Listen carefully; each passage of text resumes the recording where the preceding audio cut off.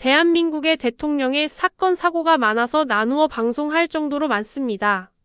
4부와 5부까지 논란 및 사건이 방송이 연결되어야 될 것입니다. 형수 욕설. 이재명의 셋째 형인 이재선은 2012년 이재명이 이재선의 부인인 형수 박인복과 집안 문제로 말다툼하는 과정에서 욕설을 했다며 전화 녹음 파일을 언론 등에 공개했다. 수원지방법원 성남지원 제5민사부는 그해 8월 이재명 시장과 어머니 구효명이 이재선을 상대로 제기한 사생활에 관한 사적 대화 공개 금지 가처분 신청을 받아들여 위반 행위 시 1회당 50만 원을 지급하라고 결정했다. 하지만 이재명 시장이 재선에 도전한 2014년 지방선거에 이어 2017년 유력 대선 주자로 떠오르면서 당시 편집된 대화 녹음 파일이 다시 인터넷으로 퍼졌다. 이재명은 지난해 페이스북 등을 통해 형수에게 욕설한 사실은 인정하면서도 당시 친모에게 폭행과 폭언을 한 친형과 이를 편드는 형수에게 항의하는 과정이었다고 해명했다. 이재명은 자신의 가족사까지 공개하면서 이재선이 성남시장인 동생의 공적 권한을 이용해 사적 이익을 취하려 해 이를 막으려다 형제 간 갈등이 커졌다고 말했다. 2016년 11월 22일 이재선은 페이스북을 통해 자신의 피의 사건 중 존속상해 및 존속 협박 혐의가 무혐의 처리되었음을 공개하였고 형수 측은 이재명이 욕을 하게 된 계기라고 하는 친모 폭행 관련 사건이 발생한 시점은 2012년 7월 중순경이고 이재명이 형수에게 욕설을 한 문제의 녹취는 2012년 6월 초중순경이므로 욕설을 하게 된 경위에 대한 이재명의 설명은 사실과 다르다는 입장을 밝혔다. 배우자의 조카 협박. 이재명의 부인 김혜경과 형 이재선의 딸 이주영 간의 통화 녹취록이 인터넷에 공개되면서 논란이 되었다. 녹취록에 따르면 김혜경은 내가 무슨 허위 사실을 유포했느냐. 길거리 청소하는 아줌마한테도 그렇게는 문자를 안 보내겠다. 내가 길거리에 있는 노숙자 아줌마냐. 인연이 그냥 좋다. 내가 여태까지 너희 아빠 강제 입원 말렸는데 니네 작은 아빠가 앞으로 하는 일은 너 때문인 줄 알아라라며 폭언을 퍼부었다. 이는 과거 바른미래당 소속 경기도지사 후보 김영환이 김혜경의 녹취록을 가지고 있음을 언급하며 밝힌 대화 내용과 상당 부분 일치한다. 총각 사칭 불륜 의혹. 김부선은 2007년 자신을 총각이라고 소개한 변호사 출신의 한 정치인과 데이트를 즐겼고 잠자리를 함께 했다고 고백했다. 이에 논란이 뒤따르자 관계를 부인했다. 2013년 4월 그녀의 페이스북에 성남 가짜 총각을 언급하였다 바로 삭제하였다. 2016년 1월 다시 같은 행위를 하자 이재명은 김부선이 거짓말을 하고 있다는 취지로 장문의 글을 그의 페이스북에 올렸다. 이에 김부선은 사과하고 게시한 글을 내렸다. 그러자 이재명도 자신의 글을 삭제하였다. 이 과정에서 주진우 기자가 김부선에게 조언한 것이 2018년 지방선거 기간에 보도되었다. 2018년 6월 10일 지방선거를 이틀 앞두고 KBS 9시 뉴스 인터뷰를 통해 경기도지사 후보인 이재명과 부적절한 관계가 있었다고 주장했다. 이재명은 KBS의 이런 보도 행태가 언론의 중립성을 훼손했다고 비판하였다. 6월 7일 바른미래당은 이재명 후보를 공직선거법상 허위사실 공표 혐의로 고발하였고 이재명 측도 6월 26일 김영환 전 경기도지사 후보와 김부선을 공직선거법상 허위사실 공표죄로 서울 동부지검에 고발하였다. 분당 경찰서는 11월 8일 이재명이 김영환과 김부선을 공직선거법으로 고발한 사건에 증거 불충분 사유로 불기소 의견으로 검찰에 송치하였고 역시 12월 11일 바른미래당이 이재명을 고발한 건에 대해서도 공직선거법 위반을 입증할 만한 증거가 나오지 않아 불기소 처분하였다. 2019년 1월 9일 이프레스 편집인 이완규를 대표로 하고 시민 2019명으로 이루어진 가칭 공익고 발단이 김부선, 공지영, 김영환, 이창윤 등 4명을 무고죄, 정보통신망법 위반, 명예훼손으로 서울중앙지검에 고발하였다.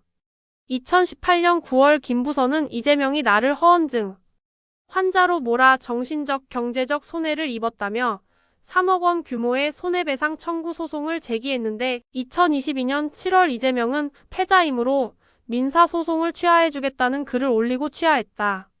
2023년 유동규 전 성남도시개발공사 기획본부장은 이재명이 김부선을 만나서 집에 바래다 준 적이 있다고 한 발언을 폭로했다. 석사 논문 표절. 이재명의 논문 표절 의혹은 2013년 9월 미디어워치 산하연구진실성검증센터가 논문의 5,098%가 표절로 의심된다고 제기하면서 촉발됐다. 그해 12월 성남시민사회단체협의회는 이 시장과 가천대에 해명을 요구했다. 이후 가천대는 연구윤리위 조사 절차를 진행했다. 5년이 지나 학칙상 심사할 근거가 없지만 끈질긴 외부의 의혹 제기에 공적기관으로서 대외 신뢰도를 간과할 수 없다는 판단에서였다는 게 가천대의 설명이다. 그 과정에서 예비조사가 학칙에 반한다는 이의제기가 있었으나 외부의 정치적 공방으로 여론이 뜨거운 만큼 본조사에서 기간 도가 해석도 가리는 게 좋다는 의견이 대세여서 12월 31일 본조사로 넘겼다는 설명을 덧붙였다. 논란이 되자 이재명은 2014년 1월 3일 표절은 아니나 불필요한 정치적 동기로 인한 불필요한 논란에 휩싸이고 싶지 않다는 취지로 자진 반납 의사를 가천대에 통보했다. 이에 가천대 연구윤리위는 그해 2월 24일 본조사를 할 실익이 없다고 판단하고 행정대학원에 학위 취소를 통보했다. 그러나 행정대학원은 같은 해 5월 27일 원생의 희망에 의해 학위를 취소하기 위한 학칙상 근거가 불분명하다며 본조사의 학위 취소를 위한 확고한 표절 판정 결과를 달라고 연구윤리위에 반송하였고 결과적으로 논문은 유효한 상태가 됐다. 논문을 지도한 이영균 행정학과 교수는 일부 인용과 출처를 명기하지 않았다는 주장에 대해 이 논문의 핵심은 총체적으로 변호사이고 시민단체 리더였던 작성자의 경험과 현장 자료 수집으로 작성된 것으로 논문 심사 당시의 적격 판정을 뒤집을 정도는 아니다라며 당시의 특수대학원 석사 학위 논문의 일반적인 관행과 학문적 성취도 수준에 비춰보더라도 손색이 없는 논문으로 판단한다고 말했다. 모녀 살인한 이재명 조카 변호. 이재명의 조카 김대용 이재명 누나의 아들이 2006년 결별을 요구한 여자친구 집을 찾아가 모녀를 칼로 37차례 찔러 잔인하게 살해하고 부친은 5층에서 떨어져 중상을 입었던 계획범죄 사건에서 조카를 심신미약 상태라고 변호했다. 이재명이 살인사건을 데이트 폭력이라고 표현한 것에 대해 살인사건의 피해자, 아버지는 한 가정을 망가뜨린 살인범죄에 대해 데이트 폭력이라니요. 15년이 지났지만 그 일만 생각하면 심장이 저릿저릿하다며 분노했다. 장남 성매매 후기 작성. 이재명의 장남 이동호가 이재명 어머니 발인 다음날 마사지업소 성매수 후기를 남겼다. 장남 상습 도박 및 음란문헌 전시. 이재명 장남 이동호는 2019년 1월 6일부터 2021년 12월 14일까지 자신의 주거지 등에서 해외에 서버를 두고 있는 온라인 포커 사이트인 ABC에 접속한 후 위 사이트의 회원 또는 게임머니 거래상에게 대금을 입금하여 게임머니를 구입하거나 위 사이트에서 게시한 도금 충전 계좌에 대금을 입금하여 게임머니를 충전하는 방식으로 총 707회에 걸쳐 함께 2억 3,229만 9,500원을 입금하여 게임머니를 충전한 다음 포커 카드 52장을 이용하여 플레이어에게 개별적으로 나눠주는 카드 2장과 모든 플레이어들이 공유하는 5장을 조합하여 가장 높은 족보를 가진 플레이어가 승리하는 방식의 속칭 홀덤 도박을 하였다. 이로써 이동호는 상습으로 도박을 하였 다상습 도박. 이동호는 인터넷 포커 커뮤니티 사이트 D에서 나 또는 다이라는 닉네임으로 활동하는 사람으로 2019년 6월 23일 자신의 주거지 등에서 위 D 사이트에 접속하여 불상자가 작성한 게시글에 대해 아니 난 단지 너의 후장을 원해라는 댓글을 게시한 것을 비롯하여 그때부터 2021년 10월 27일까지 총 4회에 걸쳐 정보통신망을 통하여 음란한 문헌을 공공연하게 전시하였다. 정보통신망 이용 촉진 및 정보보호 등에 관한 법률 위반 음란물 유포 2024년 6월 18일 수원지방검찰청은 이동호를 상습도박, 정보통신망 이용 촉진 및 정보보호 등에 관한 법률 위반 음란물 유포 죄로 수원지방법원에 약식 기소했다. 2024년 10월 31일 수원지방법원 형사 38단독은 이동호에게 상습 도박, 정보통신망 이용 촉진 및 정보보호 등에 관한 법률 위반 음란물 유포 죄로 벌금 500만 원을 선고했다. 관계자 사망. 이재명과 관련된 각종 의혹의 수사 과정에서 업무적 또는 정치적으로 관계가 있던 측근 6명이 사망했다. 2021년 12월 10일 유한기 전 성남도시개발공사 개발사업본부장이 경기도 고양시의 아파트 화단에서 숨진 채 발견됐다. 유한기는 2014년 한강유역환경청에 대한 대장동 개발사업 환경영향평가 관련 로비 명목으로 남욱 변호사 천화동인 4호 소유주와 정영학 회계사호 후 소유주 등 대장동 사업자들로부터 뇌물 2억 원을 수수했다는 의혹을 받았다.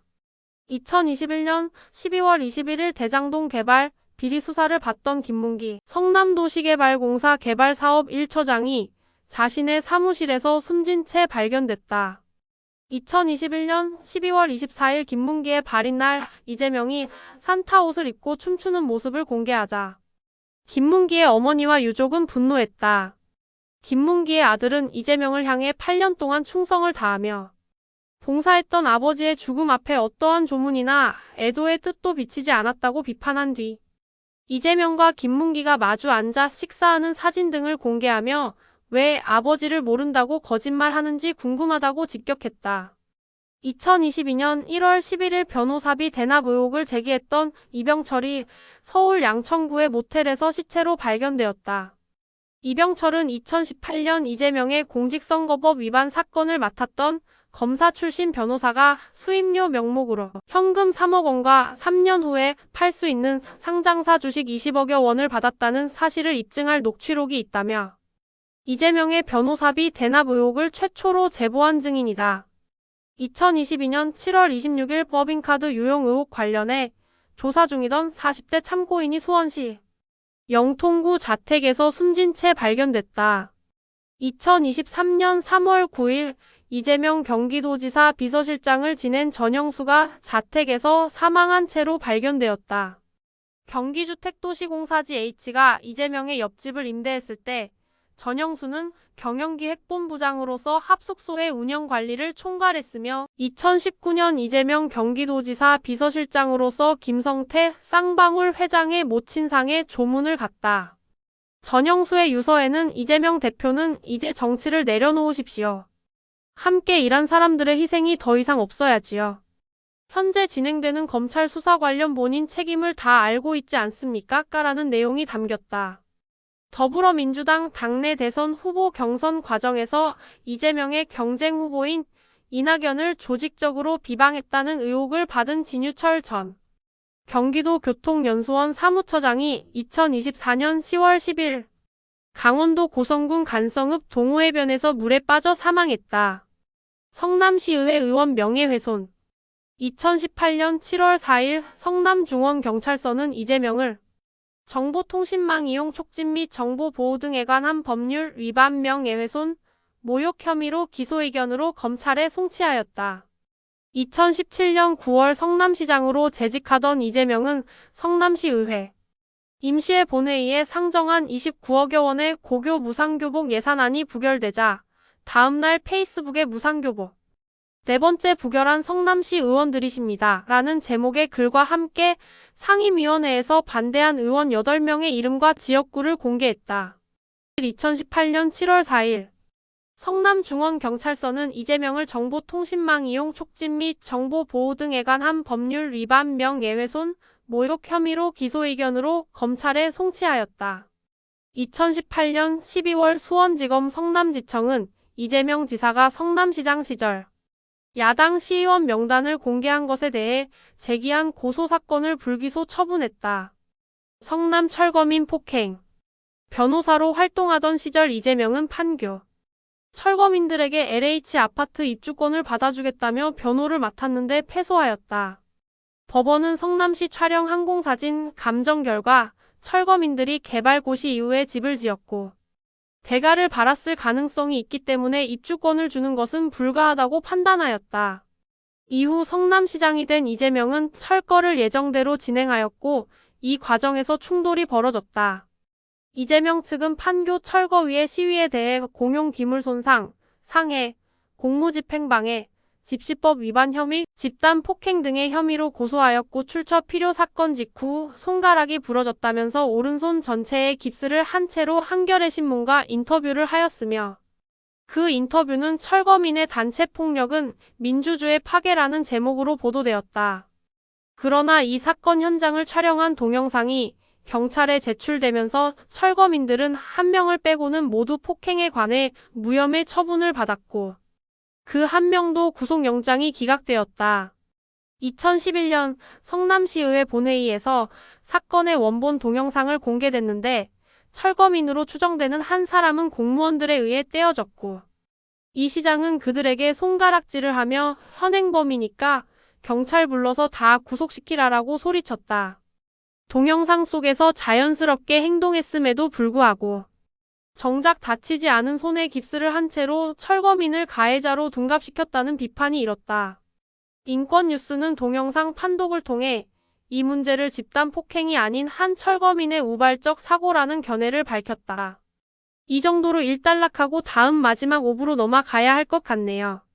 마지막 5부가 궁금하시면 구독과 좋아요로 응원 부탁드립니다. 그럼 5부에서 뵙겠습니다.